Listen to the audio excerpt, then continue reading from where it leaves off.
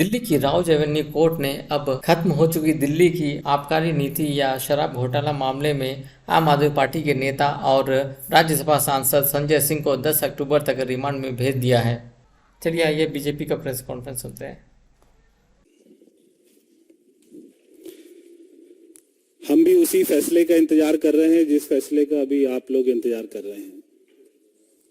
जो लोग अपने आप को IRS कहते हैं, जो लोग अपने आप को एक्स इनकम टैक्स कमिश्नर कहते हैं, वो लोग इसके मास्टरमाइंड थे। उन लोगों ने ये पॉलिसी बनाई और वो लोग ये सोचते थे कि वो कभी भी पकड़े नहीं जाएंगे। तो मैं जांच एजेंसियों को बधाई देता हूं कि उन्होंने इस पूरे मामले को क्रैक किया।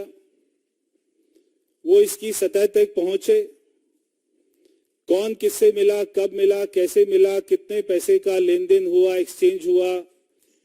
मित्रों, AAP का मतलब अब आम आदमी पार्टी नहीं बल्कि और अधिक पाप बन चुका है।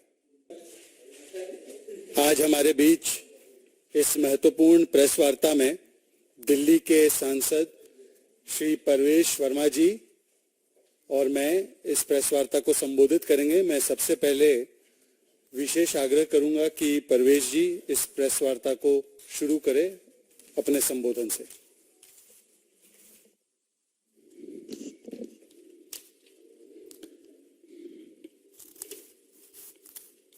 आप सभी मीडिया मित्रों का आज की प्रेस वार्ता में आने के लिए धन्यवाद। हम भी उसी फैसले का इंतजार कर रहे हैं जिस फैसले का अभी आप लोग इंतजार कर रहे हैं। अभी कोर्ट में सुनवाई चल रही है, उसके बाद में कोर्ट ये तय करेगा कि कोर्ट संजय सिंह को जेल भेजता है या नहीं भेजता है। हम सभी जानते हैं कि दिल्ली में जब कोविड की लहर चल रही थी, उस समय दिल्ली में दिल्ली सरकार अरविंद केजरीवाल एक नई शराब पॉलिसी लेकर आते हैं। जब दिल्ली में लोग ऑक्सीजन मांग रहे थे, दवाई मांग रहे थे, तो एक नेशनल टेलीविजन पर राघव चड्ढा, इनके बड़े नेता, ने कहा कि अगर लोग मर रहे हैं तो मरते रहें, हम शराब की पॉलिसी को नहीं रोक सकते हैं। तो ऐसी क्या जल्दी थी कि ये शराब की पॉलिसी लेकर आए कोविड के समय में, ये हमें आज उसकी सच्चाई का पता लगता है। मैं जांच एजेंसी को बधाई देता हूं इस बात की कि ये बहुत ही मास्टरमाइंड लोगों ने पॉलिसी बनाई थी। जो लोग अपने आप को IRS कहते हैं, जो लोग अपने आप को एक्स इनकम टैक्स कमिश्नर कहते हैं, वो लोग इसके मास्टरमाइंड थे। उन लोगों ने ये पॉलिसी बनाई और वो लोग ये सोचते थे कि वो कभी भी पकड़े नहीं जाएंगे। तो मैं जांच एजेंसियों को बधाई देता हूं कि उन्होंने इस पूरे मामले को क्रैक किया। वो इसकी सतह तक पहुंचे, कौन किससे मिला, कब मिला, कैसे मिला, कितने पैसे का लेन देन हुआ, एक्सचेंज हुआ, किसके घर में मीटिंग हुई। अभी जो कोर्ट की सुनवाई चल रही है उसमें भी ED ने जो बताया कि संजय सिंह दिनेश अरोड़ा और अमित अरोड़ा से मिलता रहता था और संजय सिंह के घर पर ही मुलाकात होती थी और उसके बाद में संजय सिंह ये सारे शराब माफियाओं को लेकर अरविंद केजरीवाल के घर जाते थे और ये भी बताया कि 3 करोड़ रुपया इन लोगों ने संजय सिंह को दिया। उनमें से 2 करोड़ रुपया अमित अरोड़ा ने दिया और 1 करोड़ रुपया इंडो स्पिरिट कंपनी, उससे संजय सिंह को मिला। मैं यहां पर यह भी बताना चाहता हूं कि इससे पहले इनके डिप्टी CM मनीष सिसोदिया भी शराब पॉलिसी के मामले में ही जेल में है। आज उनकी बेल पर भी सुनवाई हो रही थी और कोर्ट ने अब उसका अगले हफ्ते का फैसला रखा है। मगर इससे पहले भी 1000 बार दिल्ली सरकार बहुत ही बड़े बड़े वकीलों को दिल्ली की जनता के टैक्स के पैसे से 60 करोड़ रुपए की अभी तक वकील की फीस देकर, जिसमें अभिषेक मनु सिंघवी जैसे बड़े वकील जो एक पेशी के 1 करोड़ रुपए लेते हैं, ऐसे वकीलों को खड़ा कर 1000 बार उन्होंने बेल एप्लीकेशन लगाई और हर बार उनकी बेल एप्लीकेशन को रिजेक्ट किया। अगर इन लोगों ने कोई गलत काम नहीं किया तो कोर्ट इनको बेल क्यों नहीं देती है, ये मेरा सवाल है। ये जो आम आदमी पार्टी आज पूरा प्रोटेस्ट कर रही है, मैं आम आदमी पार्टी के जो सबसे बड़े नेता है अरविंद केजरीवाल, उनसे मैं पूछना चाहता हूं कि क्या आपको हमारे देश के जुडिशियल सिस्टम के ऊपर में विश्वास है या नहीं है? क्या हमारे देश के कानून पर आपको विश्वास है या नहीं है? अगर आपको विश्वास है तो फिर ये प्रोटेस्ट क्यों? अगर आपने कोई गलत काम नहीं किया जो आप बार बार कहते हैं, तो फिर आपको न्यायपालिका के ऊपर में विश्वास होना चाहिए कि जब आपका मैटर कोर्ट जाएगा, संजय सिंह का मैटर कोर्ट जाएगा, तो उसको वहां से बेल मिल जाएगी, रिलीफ मिल जाएगा। क्योंकि आपको विश्वास नहीं है। जब कोर्ट आपके फेवर में फैसला करे तो कोर्ट अच्छी है, जब आप इलेक्शन जीत जाए तो ईवीएम अच्छी है, मगर आपके खिलाफ में फैसला हो तो फिर आपको किसी के ऊपर में भी विश्वास नहीं होता है।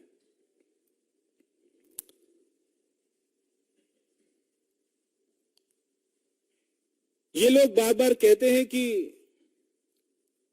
क्योंकि इलेक्शन आ रहे हैं उसके हम उनसे डर गए, और ये अपोजिशन पार्टी जो इंडिया अलायंस बना है उसके ऊपर में अटैक है। हमारे प्रधानमंत्री जी ने कहा था कि ना मैं पैसे खाऊंगा ना किसी को खाने दूंगा। अगर कोई भी अपोजिशन पार्टी के लोग, किसी भी पार्टी के लोग अगर कोई करप्शन करते तो उनको दुनिया की कोई भी ताकत जेल में जाने से नहीं रोक सकती है। और अगर आपने कोई करप्शन नहीं किया तो आपको फिर कोई भी जेल में नहीं डालेगा। क्योंकि इलेक्शन आ रहे हैं और आप एक अपोजिशन पार्टी का हिस्सा हैं, तो आपका जो विक्टिम कार्ड है वो नहीं चलेगा। अगर आपके सत्येंद्र जैन ने कोई करप्शन किया है, जो पिछले 1.5 साल से जेल में है और जिसको जमानत नहीं मिल रही है, तो उनको कोई नहीं बचा सकता है। अगर मनीष सिसोदिया जेल में है तो उनको कोई नहीं बचा सकता है। एक के बाद एक आम आदमी पार्टी के बड़े बड़े लीडर, वो जो सबसे बड़ी जेल है तिहाड़ जेल और वो मेरी लोकसभा में है, वहां पर जा रहे हैं। अब हमें लगता है कि धीरे धीरे आम आदमी पार्टी का कार्यालय भी तिहाड़ जेल में खुलेगा, क्योंकि ये जो संजय सिंह है ये कोई लास्ट नहीं है। और भी बड़े बड़े नाम हैं जो ये पूरी शराब की पॉलिसी में इन्वॉल्व थे, और ईडी ने जो अपनी जांच करी है उसके पास में काफी एविडेंस है। और जो गवर्नमेंट अप्रूवर बने हैं दिनेश अरोड़ा, उन्होंने काफी बातों की जानकारी दी है। जब संजय सिंह को दिनेश अरोड़ा, अमित अरोड़ा के सामने बिठाया जाएगा और वहां पर उनसे सवाल पूछा जाएगा, तो संजय सिंह केवल इतना नहीं कह सकते क्योंकि इलेक्शन आ रहा है और हम अपोजिशन पार्टी में हैं इसलिए हम पर अटैक हो रहा है। उनको जवाब देना पड़ेगा। अगर कोर्ट में उनका वकील काउंटर एविडेंस नहीं देता है तो उनको बेल कभी नहीं मिलेगी। इसलिए मेरा कहना है कि विक्टिम कार्ड खेलना बंद करें। अगर आपने कोई जुर्म किया है, और मेरा अरविंद केजरीवाल को एक जो है फ्रेंडली एडवाइस है कि आप जो भी आपने किया है पाप, अगर आप उसको सामने स्वीकार कर लें तो मुझे लगता है आपकी भी सजा थोड़ी सी कम हो जाएगी। धन्यवाद परवेश जी। मित्रों, एएपी का मतलब अब आम आदमी पार्टी नहीं बल्कि और अधिक पाप बन चुका है। और जब भी ये भ्रष्टाचार का पाप करते हैं तब इनका एक ही नारा होता है। इनका नारा एक ही होता है कि करेंगे हम मिलकर भ्रष्टाचार, बनाएंगे इसको अपना जनसिद्ध अधिकार। कोई एजेंसी या कोर्ट हमें पकड़े तो मातम मनाते हुए चिल्लाएंगे अत्याचार अत्याचार और खेलेंगे बड़ा विक्टिमहुड कार्ड।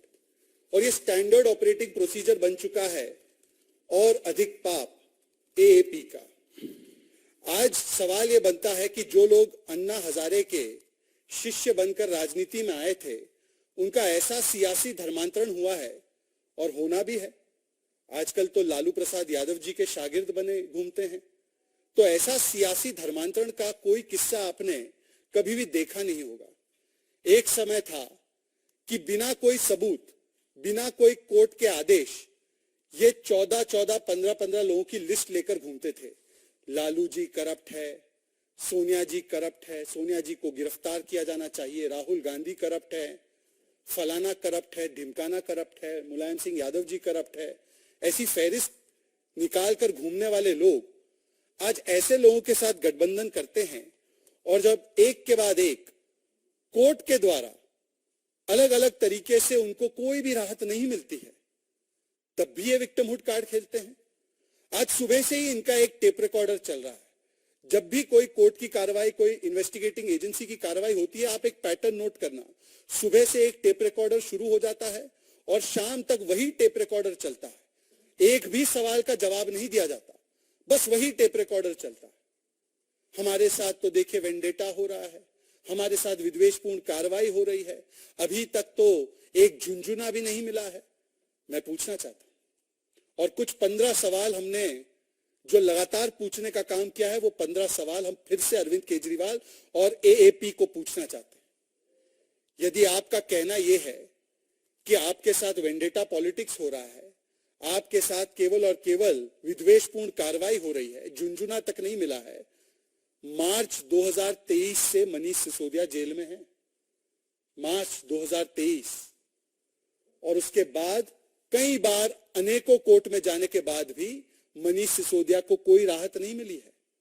उल्टा सीबीआई की कोर्ट ने उनके विषय में कहा है, और ये नोटेड है, ये पब्लिक डोमेन में है, एक फाइंडिंग है कि मनीष सिसोदिया प्रिंसिपल आर्किटेक्ट है शराब घोटाले के।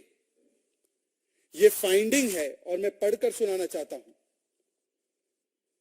ये 2023 के कोर्ट का ऑर्डर है। ये कहते हैं कुछ मिला नहीं। The payment of advance kickbacks of around 90 to 100 crore rupees was meant for him मतलब Manish Sisodia, and other colleagues in the GNCTD, and 20 to 30 crores of the above have been routed through the co-accused Vijay Nair, Abhishek Boinpalli and approver Dinesh Arora, and in turn certain provisions of the excise policy were permitted to be tweaked। मतलब कि पैसे का लेन then हुआ है, ये court ने finding दी है। और उसके बाद जिस प्रकार से आपने उस पॉलिसी में बदलाव किया, ये कोर्ट ने एस्टैब्लिश फाइंडिंग दी है। इसीलिए महीनों हो गए हैं, ना विजय नायर को राहत मिली है जो मनीष सिसोदिया से पहले जेल गए हैं, और ना मनीष सिसोदिया को राहत मिली। अभी संजय सिंह के मामले पर फैसला सुरक्षित है, उसमें भी बताया जा रहा था संजय सिंह के घर से कुछ नहीं मिला, झुंझुना भी नहीं मिला। अभी ईडी ने अपना पक्ष कोर्ट के सामने रखा है। निश्चित रूप से उनकी रिमांड नोट भी कोर्ट में रखी गई होगी, उसमें सारी जानकारियां भी होगी। और अभी जब परवेश जी ने आपको बताया है कि जो अभी तक की जानकारी सामने आई है कि 3 करोड़ रुपए का लेन देन हुआ है, उसमें से 1 करोड़ रुपए किसने दिए? 1 करोड़ रुपए इंडो स्पिरिट्स ने दिया। और ये इंडो स्पिरिट्स वही कंपनी है जिसको इस नई पॉलिसी में उसकी जो ब्लैक लिस्टेड कंपनी थी उसको ठेका नहीं मिलना था। उसके खिलाफ एक शोकॉज नोटिस भी जारी होता है 2021 में, परंतु जैसे ही ये पैसा आता है वैसे ही ये कार्रवाई बंद हो जाती है। यहां पर तो सीधा सीधा क्विड प्रो को दिख रहा है। ये क्विड प्रो को एस्टैब्लिश हो चुका है, परंतु आज भी वही टेप रिकॉर्डर लगाकर वही विक्टिमहुड कार्ड खेला जा रहा है। मैं पूछना चाहता हूं, क्या आपको याद नहीं है कि इसी प्रकार का विक्टिमहुड कार्ड जितेंद्र तोमर के लिए खेला गया था? यही अरविंद केजरीवाल बड़े इनोसेंटली आकर खड़े हो गए थे और कहने लगे ये जितेंद्र तोमर की तो मैंने डिग्री चेक कर ली है जी। ये सारा मीडिया का जो एक पूरा तंत्र है उनके पीछे लगा हुआ है जी। अगर ये भ्रष्ट है तो ये इन्होंने गलती की है तो इनसे मैं इसकी जिम्मेदारी लूंगा। इसके बाद क्या हुआ जितेंद्र तोमर का? यही गारंटी कार्ड उन्होंने दिया था ताहिर हुसैन के लिए, और संजय सिंह ने आकर प्रेस कॉन्फ्रेंस की थी, ताहिर हुसैन इनोसेंट है जी, बेचारा मुसलमान है इसलिए उसको प्रताड़ित किया जा रहा है। ये भाजपा के लोग इसी प्रकार से करते हैं। ताहिर हुसैन को कोर्ट ने आज तक राहत ही नहीं दी है, बल्कि यह भी कहा है कि अंकित शर्मा के मामले में और दिल्ली दंगों में वो की मास्टरमाइंड है। ये फाइंडिंग है कोर्ट की। यही विक्टिमहुड कार्ड मनीष सिसोदिया के लिए प्ले किया गया। आज मनीष सिसोदिया को 7 महीने से अधिक हो चुका है, कोई राहत नहीं मिली। और इसीलिए आज इस मंच से एक बार फिर से भारतीय जनता पार्टी की ओर से कुछ स्पष्ट और कुछ स्पेसिफिक सवाल जिसके जवाब आना अति महत्वपूर्ण है। कोर्ट से जो भी आता रहेगा, अब थोड़ी देर में संजय सिंह के मामले पर भी आ जाएगा फैसला सुरक्षित है, परंतु इररिस्पेक्टिव ऑफ दैट, इस शराब घोटाले को लेकर जो कुछ सवाल आज तक जिसके जवाब आए नहीं है, और इस सवाल को कई लोगों ने उठाया, परवेज जी ने भी उठाया, क्या धवन कमेटी रिपोर्ट के विरोध में जाकर आपने 2.5% से 12% कमीशन बढ़ाई ताकि ये शराब घोटालेबाजों को मुनाफा हो? क्या इसका कोई बेसिस था? हाँ या ना?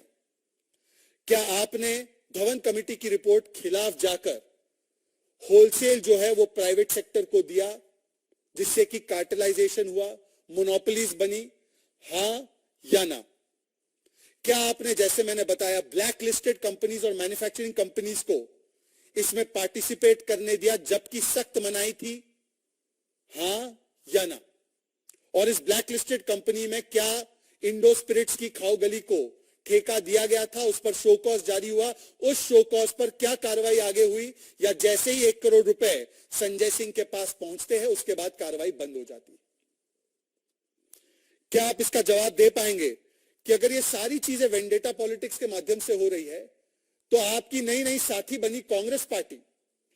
कांग्रेस पार्टी ने तो आज भी, मैं दिल्ली कांग्रेस प्रदेश अध्यक्ष का बयान सुन रहा था, उन्होंने तो कहा कि ये शराब घोटाला हुआ तो है। कॉस्मेटिकली वो चाहे जो भी कह दे, चाहे अजय माकन हो, चाहे दिल्ली प्रदेश के उनके अभी अध्यक्ष लवली जी हो, चाहे कांग्रेस के अन्य नेता हो अलका लांबा जैसे, ये तमाम नेताओं ने कैटेगोरिकली कहा है मनीष सिसोदिया, अरविंद केजरीवाल, संजय सिंह और ये पूरा जो इकोसिस्टम है शराब घोटालेबाजों का, उन पर कार्रवाई होनी चाहिए। शराब घोटाला हुआ है। और क्या कांग्रेस ने आज इसका स्टैंड बदल दिया है? कल शाम से एक भी डिबेट पर कांग्रेस पार्टी नहीं आ पा रही, बुलाए जाने के बाद भी। अब ये पता नहीं क्यों, उनसे पूछा जाना चाहिए। क्या कोर्ट्स भी वेंडेटा कर रहे हैं क्या? मार्च से लेकर अब तक, सितंबर अक्टूबर से विजय नायर जेल में है 2022 से, तो क्या कोर्ट भी वेंडेटा पॉलिटिक्स कर रही है? इसका भी जवाब आज तक नहीं मिला। एक आरटीआई आई है, दिल्ली सरकार की ही आरटीआई, और उस आरटीआई में साफ साफ कहा गया है कि इस पूरे स्कैम में लगभग 2000 करोड़ रुपए का नुकसान दिल्ली सरकार के राजस्व को हुआ। यह पहला ऐसा स्कीम था, स्कैम था, जिसमें कि ये बता रहे थे वर्ल्ड्स बेस्ट पॉलिसी है। इसमें दारू की सेल तो बढ़ गई, लिकर की सेल तो बढ़ गई, परंतु रेवेन्यू घट गई। और रेवेन्यू घटने का कारण ही यही था कि आपने अपने अपने शराब घोटालेबाजों को बड़ा मुनाफा कमाने दिया और सरकारी तिजोरी में सेंधमारी कर दी। अगर घोटाला हुआ ही नहीं अरविंद केजरीवाल जी, तो पुरानी पॉलिसी पर आज क्यों चले गए नई पॉलिसी को आपने चेंज करके?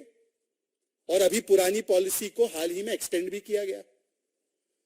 अगर आपका घोटाला हुआ ही नहीं है, शराब घोटाला हुआ ही नहीं है, तो बताएं किस प्रकार से 144 करोड़ रुपए का वेवर दिया गया इन शराब घोटालेबाजों को, वो भी उस समय पर जब कोविड का पीक काल था। कोविड काल में 2 ही काम हुए, एक तो शीश महल बना और दूसरा 144 करोड़ का कभी वेवर दे दिया अपने शराब घोटालेबाजों को, कभी 30 करोड़ की ईएमडी जो रिफंड नहीं करनी थी, जिसको सरकार को रखना था, तो एयरपोर्ट जोन के लाइसेंस के बदले उस ईएमडी को रिफंड कर दिया गया।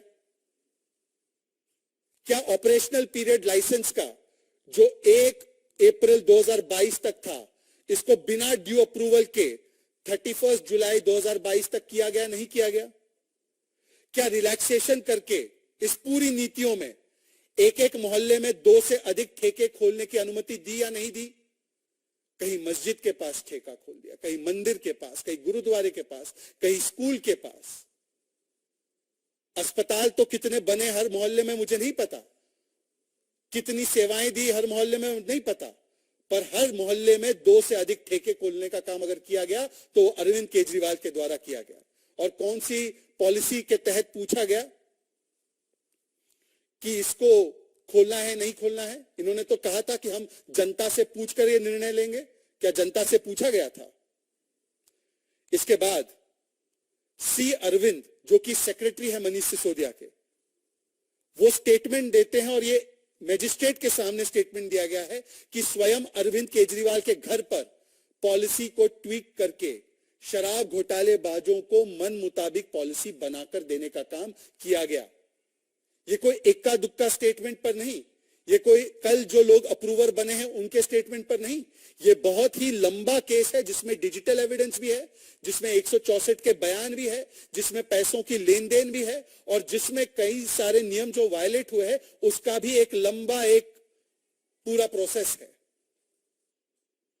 किस प्रकार से जब फैसले करने की अनुमति नहीं थी तो 50 रुपए प्रति क्रेट इंपोर्टेड लिकर को डिस्काउंट दिया गया। ये सारे सवाल स्पेसिफिक सवाल है, परंतु आज तक एक भी स्पेसिफिक सवाल का शराब घोटाले को लेकर जवाब इनकी तरफ से नहीं आया, जबकि इनके मंत्री प्रेस कॉन्फ्रेंस करते हैं। इसीलिए आज मैं केवल 2-3 बातें कहकर अपनी वाणी को विराम दूंगा। यदि ये फिर से अगर कहते हैं कि ये वेंडेटा पॉलिटिक्स है, सबसे बड़ी हिपोक्रेसी आम आदमी पार्टी के मैं आपको दिखाता हूं। छत्तीसगढ़ में भी एक प्रकार का लिकर स्कैम हुआ है जिसको ईडी इन्वेस्टिगेट कर रही है। अब दोनों में कंपटीशन है, दोनों ही पार्टियां ट्विन टावर ऑफ करप्शन तो है ही, तो दोनों ट्विन टावर में करप्शन की होड़ लगी हुई है, कौन ज्यादा लूट सकता है। कांग्रेस ने जो छत्तीसगढ़ में लिकर स्कैम किया है, आम आदमी पार्टी ने उस पर बाकायदा प्रेस कॉन्फ्रेंस करते हुए कहा कि यही ईडी जो उसको इन्वेस्टिगेट कर रही है, वही ईडी जाकर भूपेश बाघेल को गिरफ्तार करे।